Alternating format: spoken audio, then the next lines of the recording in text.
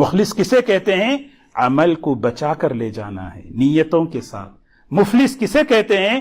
عمل کر کے دکھلاوے کے ذریعے تھوڑی سی تعریف، واہ کیا کیا، جذبہ اندر سے ہونا. اگر کوئی ہمارے عمل سے کوئی تعریف کر دے، کوئی بول دے، اپریشیٹ کر دے، یہ الگ چیز ہے، لیکن دل میں یہ چھپا کر یہ جذبہ رکھنا یہ بہت بڑی بیماری ہے کہ میرے اس عمل سے تعریف کرے.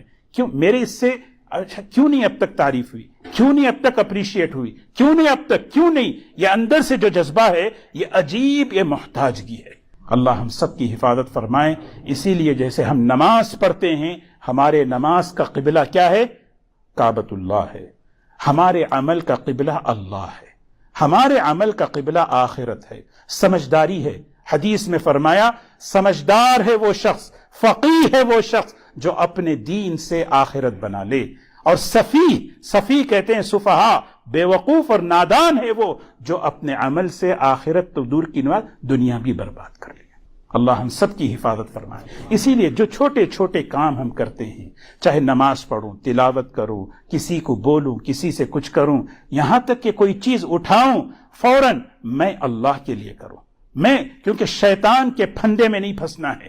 پہلے تو کرنے نہیں دیتا، اگر کر رہے ہیں تو پھر ہماری نیت، کسی کا اکرام کر دی، کسی کو ہدیہ دے دیے، کسی اللہ کے لیے دے رہا نہیں، کیا پکائے ہیں، کیا دے رہے ہیں، کیا کر رہے ہیں، نہیں.